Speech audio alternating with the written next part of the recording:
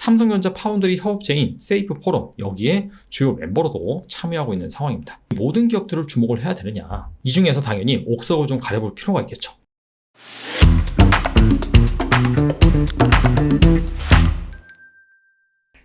내일이면 2022년 1월의 첫 거래일입니다. 1월은 2020년을 새롭게 시작하는 한 해인 만큼 투자자들의 기대감이 한껏 부풀어 오르기 마련이죠. 자, 그래서인지 증시에서는 이런 얘기도 있어요. 바로 1월 효과입니다. 특정한 이유 없이 1월에 주가 상승률이 다른 달에 비해서 양호하다는 것을 뜻하는 말입니다. 자, 그래서 만약에 1월이 분위기가 좋게 형성이 된다면 과연 주목할 만한 주식은 무엇인지, 주도주가 될 가능성이 있는 세 가지 섹터에 대해서 알아보고요. 이와 관련된 기업들을 알아보는 시간을 갖도록 하겠습니다. 자, 1월에는 중요한 이벤트가 있죠. 바로 CES와 JP모건 헬스케어입니다. CES는 세계 최대 가전 박람회입니다. 매년 1월 초에 미국 라스베가스에서 열리고요. 글로벌 굴재 IT 기업들이 너도나도 모두 참석을 해서 각자 기술력을 뽐내는 행사다라고 보시면 됩니다. 여기에서 대부분 미래 IT 시장을 주도할 만한 신제품을 선보이기 마련입니다. 자, 그래서 이와 관련된 기술력이나 협력 관계에 있는 업체들은 증시에서 부각받기 마련입니다. 1월 5일부터 7일까지 열리고요. 기사를 찾아보시면 CES에서 어떤 기술이 주류가 될 것이다, 어떤 제품들이 공개가 된다, 이런 얘기들이 계속해서 나오고 있는데 크게 이 두 가지가 핵심인 것 같아요. 바로 자율주행과 로봇입니다. 로봇 같은 경우에는 삼성전자가 로봇 사업 부분을 신설하고 그 다음에 이 생활 가전 관점에서 CES에서 다양한 이 로봇 가전 제품들을 선보일 예정입니다. 그래서 로봇이 이번 CES에서 새롭게 떠오르는 그런 키워드라고 볼 수 있고요. 자율주행 같은 경우에는 아시다시피 자율주행 전기차 시장이 본격적으로 개화에 앞서서 자동차 기업들, 모빌리티 기업들, IT 기업들 너도나도 이 자율주행과 관련된 기술을 선보일 예정입니다. 그래서 이 두 가지 키워드, 이 두 가지 섹터를 주목을 해봐야 되고요. 자, 그 다음에는 11월 13일부터 16일까지 JP모건 헬스케어가 열리죠. JP모건 헬스케어는 이 제약 바이오 업종의 가장 큰 행사 중에 하나입니다. 바이오 신약 개발, 연구 성과를 발표를 하고요. 여기에서 비즈니스 미팅이 이루어집니다. 그래서 다양한 파트너십, 기술 이전이라든지 그러한 주요 빅들이 성사되는 컨퍼런스입니다. 자, 그래서 크게 세 가지, 자율주행 로봇, 그 다음에 제약 바이오, 이와 관련된 주목할 만한 기업들을 한번 차례차례 찾아보도록 하겠습니다. 자, 먼저 자율주행입니다. 국내에서 자율주행 관련 주요 기업을 뽑아왔습니다. 참고로 시가총액 2천억 미만은 제외를 했어요. 자, 그래서 오비고부터 틴크웨어까지 총 9개 기업을 선정을 했고요. 자, 하나하나 간단하게 살펴보면 오비고 같은 경우에는 스마트카 소프트웨어 플랫폼을 만드는 업체입니다. 지난 14일에 2021년 탄소 중립 엑스포에서 한국자동차연구원과 협업한 자율주행 수소 전기버스를 선보이기도 했죠. 텔레시스 같은 경우에는 반도체 팹리스 회사입니다. 반도체 회로를 설계하는 회사인데 차량용 인포테인먼트용 칩을 만드는 기업이었어요. 근데 최근에 아시다시피 차량용 반도체 공급 대란이 발생을 했죠. 텔레칩스가 2019년부터 이 차량용 MCU, 마이크로 컨트롤 유닛, 자, 이걸 개발하기 시작했습니다. 근데 때마침 차량용 반도체 공급 부족 현상이 일자 국내 주요 메이커와 협업을 통해서 양산 시점을 현재 조율하고 있습니다. 그래서 실제 이 양산을 하게 된다라고 한다면 추가적인 차량용 반도체 매출이 발생할 것으로 기대가 되고 있고요. 국내뿐만 아니라 해외 업체에도 문을 두드리고 있다고 합니다. 자, 텔레칩스 하면 같이 봐야 될 종목이 있는데요. 바로 칩스 앤 미디어입니다. 비디오 코덱, ISP, AI 기반 컴퓨터 비전 IP를 보유하고 있는 업체입니다.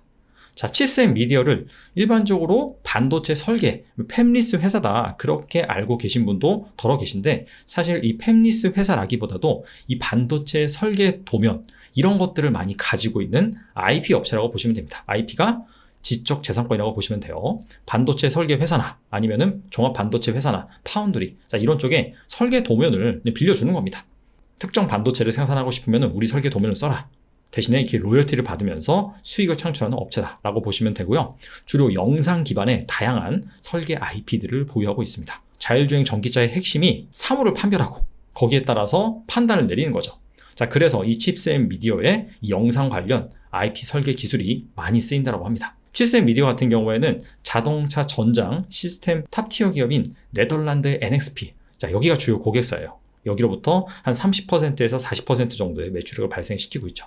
자, 추가적으로 최근에 인텔의 자회사 모비라이 있죠. 여기도 자율주행 핵심 관련 기업이죠. 여기에다가 설계 자산을 공급하면서 자율주행 칩 시장으로 칩셋 미디어가 확실하게 지금 보폭을 확장하는 그런 상황이고요. 삼성전자 파운드리 협업체인 세이프 포럼, 여기에 주요 멤버로도 참여하고 있는 상황입니다. 자율주행 관련해서 어떻게 본다면 좀 가장 실체가 있는 기업이 아닐까 생각해 보고요. MC넥스 같은 경우에는 카메라 모듈을 만드는 업체인데 이 차량용 카메라 모듈 시장에서 1위를 차지하고 있고, 매출 비중은 이 차량용 카메라가 한 20%에서 30% 사이 정도 됩니다. 2023년에 이 국내 완성차 업체가 출시하는 자율주행 관련 차량이 30차종 정도 되는데, 여기에 ADAS 카메라를 공급할 계획입니다. 만도 같은 경우에는 ADAS 관련 센서를 만드는 기업이고요. KEC는 전력용 반도체 제조 기업이에요. KEC가 이 자율주행 관련 기업으로 등록되어 있는 이유는 테슬라 차량 모델에 들어가는 터치스크린, 이 제품에 이 칩을 공급한 이력 때문에 그렇습니다. 근데 KEC 같은 경우에는 추가적으로 전방 산업이 계속해서 확대되고 있어요. 원래는 이 삼성전자 가전기기, 여기에 들어가는 반도체를 만들었습니다. 하지만 최근에 이 전기차, 신재생 에너지 전력망, 클라우드 서버용, 자, 이런 쪽도 반도체가 점점 많이 들어가죠. 그런데 여기에 들어가는 반도체 같은 경우에는 가혹한 환경에 더 잘 버텨야 됩니다.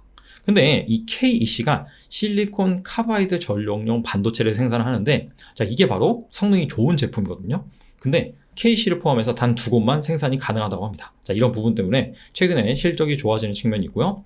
그 다음에 인포뱅크, 모트렉스, 애플 카플레이, 구글 안드로이드 오토, 이런 것들을 개발하는 인포테인먼트 시스템 업체고요. 팅크웨어 같은 경우에는 이제 블랙박스를 만드는 업체죠. 자, 최근에 AR 내비게이션, 블랙박스 간 융복합화가 이 자율주행 시장 개화에 따라서 점점 진행이 되고 있어서 또 하나의 수혜주로 떠오르고 있습니다. 그리고 42닷, NHN과 자율주행 협업을 진행을 하고 있어요. 그래서 이 카메라 중심의 이 자율주행 소프트웨어, 시스템 등을 개발하고 있습니다. 자, 이번에 앞서 살펴본 업체들 실적 전망을 한번 살펴보겠습니다. 표에 대해서 간단하게 말씀을 드리면 여기 시가총액 정보가 나와 있고요.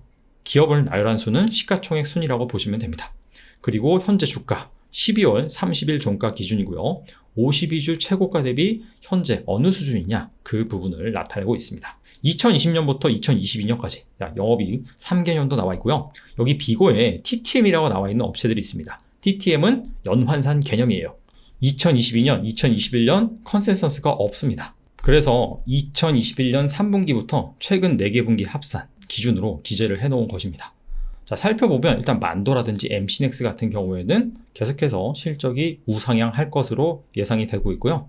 KEC, 앞서서 이 전방 시장이 확대되고 있다라고 말씀을 드렸는데, 자, 보시다시피 올해 들어서 엄청난 턴어라운드를 일궈낸 것을 알 수가 있습니다. 내년 역시 이 전력용 반도체 수요가 구조적인 증가 사이클로 들어갔기 때문에 역시 좋을 것으로 예상이 되고요. 텔레칩스나 칩셋 미디어 같은 경우에도 턴어라운드 강도가 강하다는 것을 알 수가 있습니다. 근데 오비고라든지 그 다음에 인포뱅크, 이런 기업들 같은 경우에는 아직까지는 적자라든지 아니면은 영업이익 수준이 상당히 낮습니다. 그래서 이런 부분도 좀 보시면서 조심스럽게 접근하시는 것이 좋을 것 같습니다. 자, 이번엔 로봇 관련주 살펴보겠습니다. 자, 얼마 전에 제가 영상을 통해서 이 로봇 관련주 소개를 드렸습니다. 그래서 자세한 부분은 그 부분을 참조로 하시고요. 자, 오늘은 간단하게 한번 설명을 드리겠습니다. 자, 구분이라고 나와 있죠. 여기 기업들 리스트 나와 있고, 자, 신사업 같은 경우에는 원래 기존의 사업 부문이 있어요. 근데 로봇을 신사업으로 추진하는 그런 기업들이다 라고 보시면 되고, 주력은 원래 로봇이 주력인 기업들입니다. 그리고 여기 부문이라고 나와 있는데 크게 3가지로 나눠요. 의료, 산업, 서비스, 그리고 이 3가지를 다 하는 기업을 전체라고 표기를 해놨습니다. 의료는 수술용 로봇을 뜻하고요. 산업 같은 경우에는 각종 공장 자동화, 스마트 팩토리, 이와 관련된 기계라든지 밸류체인에 속하는 기업들을 말합니다. 자, 서비스 로봇은 진짜 사람을 대체해서 인간의 역할을 하는 휴머노이드 로봇. 대표적으로는 로봇 청소기. 이게 지금 현재 가장 대중화되고 있는 이 서비스용 로봇이다 라고 볼 수 있고요. 서빙용 로봇, 안내용 로봇. 자, 이런 것들을 다 휴머노이드 로봇으로 통칭합니다.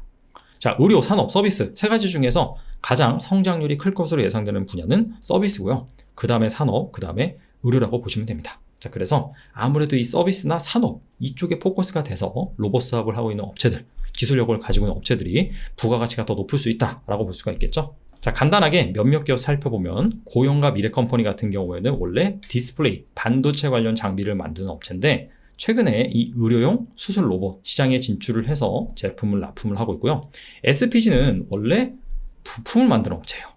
주력 제품은 감속기랑 모터입니다. 근데 이 로봇의 핵심 부품이 감속기랑 모터입니다. 왜냐면은 로봇은 관절이 있잖아요. 그래서 이 관절을 움직여야 되는데 움직이는 그 기술이 모터나 감속기, 이 부분이 필수입니다. T-로보틱스나 라운테크 같은 경우에는 반도체 디스플레이 분야에서 진공 로봇을 제조를 합니다. 자, 그 다음에 로봇 사업이 주력인 업체들. 레인보우틱스 같은 경우에는 카이스트에서 분할돼서 설립된 휴머노이드 로봇 개발 업체입니다.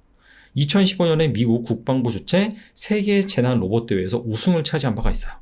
그래서 뭐 협동 로봇, 음료 제조 로봇, 2족, 4족 로봇, 자율 이송 로봇 등 다양한 부품을 만드는데 감속기, 구동기, 인코더, 제어기 등 핵심 부품 역시 내재화한 업체입니다. 아마 이 기술력으로 따진다라고 한다면 이 중에서 가장 높지 않을까 개인적으로는 생각을 해보고요. 큐렉서는 의료, 수술용 로봇을 만들고요. 로봇스타는 LG전자가 최대 주주죠. 자, 산업용 제조, 이송 로봇을 만듭니다. 공장 자동화 관련되어 있다라고 보시면 됩니다. 로보티즈는 로봇 관절 제어 액추에이터, 그 다음에 소프트웨어 등을 만들고요. 에브리봇은 최근에 주가가 상당히 많이 올랐죠. 이 로봇 청소기를 만드는 업체인데 단순히 이 로봇 청소기를 제조하는 업체다라기보다도 물걸레 두세 개가 번갈아가며 돌면서 주행과 청소를 동시에 하는 로봇 스핀 기술, 이걸 가지고 있어요. 그래서 이런 부분을 인정을 받아서 삼성전자에 현재 ODM 방식으로 납품을 하고 있습니다. 아무래도 이 삼성전자의 ODM으로 납품을 한다. 이 부분이 좀 핵심인 것 같아요. 마지막 유진 로봇 같은 경우에는 로봇 청소기, 물류 로봇, 유아 교육용 로봇을 만듭니다. 자, 로봇 업체들의 실적도 한번 살펴보도록 하겠습니다. 자, 전반적으로 적자인 기업이 많아요. 아직까지는. 자, 그나마 흑자를 내고 있는 업체들 살펴보면 뭐 고용이라든지 아니면은 SPG라든지 원래 기존 사업이 있고 최근에 이 로봇 쪽으로 시장이 확대되는 그런 업체들입니다. 에브리봇 같은 경우에는 이 로봇이 주력인 업체 중에서 그나마 실적이 좀 꾸준하게 나오는 편이다 라는 부분이 핵심이고요. 자, 그래서 이렇게 현재 막 시장이 개방하면서 기대감은 막 커지는 그런 상황에서 실적이 안 나오는 기업들이 많다. 자, 그런 기업들 같은 경우에는 당연히 변동성이 커질 수밖에 없습니다. 그래서 그런 부분들 유념하셔서 여러분들이 잘 접근을 하셨으면 좋겠습니다. 자, 마지막으로 JP모건 헬스케어 참가 기업 리스트, 제약 바이오 중에서 어떤 기업들이 참가를 하는지 그 부분을 살펴보도록 하겠습니다. 자, 크게 네 부류로 나눴어요. 저기 메인 트랙 연사라고 있죠. JP모건 헬스케어, 여기에 메인 트랙 연사로 참석하는 그런 기업들입니다. 삼성바이오로직스와 SK팜테코 두 기업이 있습니다. SK팜테코는 비상장사죠. SK의 자회사다라고 보시면 됩니다. 두 기업 모두 다 CMO, CDMO 사업을 합니다. 의약품, 위탁 개발 생산이라고 보시면 돼요. 그 다음에 아시아 태평양 섹션에서 발표를 하는 기업이 시젠과 HK 이노인이 있고요. 이머징 마켓 섹션에서 발표를 하는 기업이 한미약품과 LG화학이 있습니다. 그리고 발표는 하지 않지만 비즈니스 미팅에 참석하는 기업은 자, 보시다시피 중해제약부터 대웅제약까지 상당히 많습니다. 이 모든 기업들을 주목을 해야 되느냐? 이 중에서 당연히 옥석을 좀 가려볼 필요가 있겠죠. 자, 그런 차원에서 봐야 될 데이터가 있는데요. 임상개발 단계별 이행 성공률입니다. 한국바이오협회에서 제시하는 데이터고 2011년부터 2020년까지 자, 글로벌 모든 임상을 통계를 내서 구한 데이터라고 보시면 됩니다. 자, 임상 1상 같은 경우에는 통과할 확률이 52%예요. 상당히 좀 높죠. 절반 이상은 통과를 한다. 왜냐하면 임상 1상은 이게 안전하냐 그거를 판단한 겁니다. 근데 가장 낮은 게 있습니다. 바로 임상 2상입니다. 임상 2상은 30%가 채 안 되죠. 임상 2상이 정말 이 치료제가 효과가 있는지 위약군과 대조를 해서 판별을 하는 단계입니다. 그래서 성공 확률이 가장 낮다. 3상 같은 경우에는 오히려 상당히 높아요. 이상의 2배 정도 확률입니다. 이유가 임상 2상에서 유효성이 입증이 됐다라고 한다면 환자들의 모수를 더 많이 늘려서 실제로 더 그러한지 확인 사살을 하는 단계입니다. 그렇기 때문에 임상 2상에서 통과가 됐다라고 한다면 3상 역시 통과될 확률이 높고 허가 승인은 훨씬 더 높습니다. 거의 한 10개 기업 중에서 9개 기업이 통과를 한다라고 보시면 됩니다. 자, 그런 차원에서 주목해야 될 그럴 제약바이오 리스트는 무엇이냐? 바로 임상 2상을 진행 중이거나 종료가 임박한 자, 그런 업체들을 주목할 필요가 있다라고 말씀을 드리겠습니다. 자, 그래서 JP모건 헬스케어에 참석하는 업체 중에서 임상 2상 이상 진행하고 있는 기업들의 리스트입니다. 중해제약 같은 경우에는 통풍치료제의 파이프라인을 이번 JP모건 헬스케어에서 공개를 할 예정입니다. 현재 한국에서 임상 2상이 종료된 상황이에요. 그래서 이 데이터를 바탕으로 글로벌 빅파마의 기술 이전 논의를 진행할 계획이고요. 매드팩토 같은 경우에는 대장암 치료제, 벡터 서팁이라고 있습니다.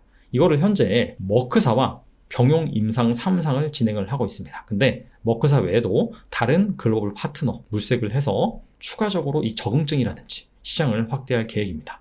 자, 나머지 크리스탈 지노믹스, 파맵신, 네오이뮨텍 같은 경우에도 마찬가지로 임상 2상이라든지 3상 이런 것들을 진행을 하고 있고요. 네오이뮨텍 같은 경우에는 다양한 파이프라인을 바탕으로 현재 병용 임상 2상을 진행하고 있고, 앞타바이오 같은 경우에는 당뇨병성 신증 치료제 유럽 임상 2상 종료가 임박을 했습니다. 그래서 역시나 기술 이전 논의를 할 계획입니다.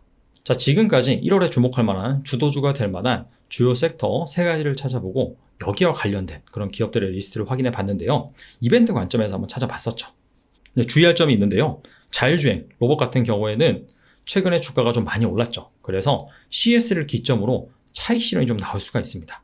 자율주행 같은 경우에는 1월 19일 애플이 애플카를 생산한다. 자, 그런 기사가 나오자마자 일제히 급등을 하고, 그 이후에도 이 자율주행과 관련된 그런 기사 플로어, 그 다음에 개발, 투자 소식들이 전해지면서 계속해서 지금 부각을 받는 상황입니다. 로봇 같은 경우에도 삼성전자가 이 로봇 사업 부문을 신설한다라고 밝히면서 현재 관심이 집중되고 있는 상황이에요. 근데 앞서서 보셨다시피 특히 로봇 관련주 같은 경우에는 아직까지는 실적이 제대로 발생하는 기업이 없습니다. 그래서 주요 이벤트가 끝난다라고 한다면 이때를 기점으로 차익 실현이 나올 수가 있다. 그래서 이 부분을 참조로 하시고요. 자, 그런데 이런 산업들이 유행처럼 한번 불어오고 끝나는 그런 산업은 아닙니다. 지금부터 본격적으로 성장하는 산업이기 때문에 중장기적인 관점에서 접근하실 필요는 있고요.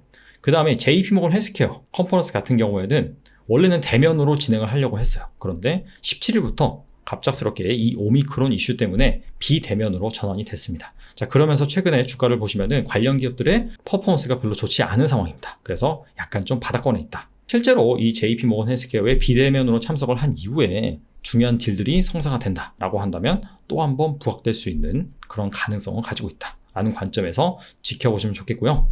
추가적으로 제가 이 관련 기업들의 실적 전망 데이터도 함께 보여드린 것처럼 아무래도 기대감보다는 어느 정도 실적이 나오면서 향후에 성장 로드맵을 탄탄히 걸어갈 수 있는 그런 기업들을 중심으로 관심을 가지시면 좋겠습니다. 자, 오늘은 여기까지 하겠습니다. 감사합니다.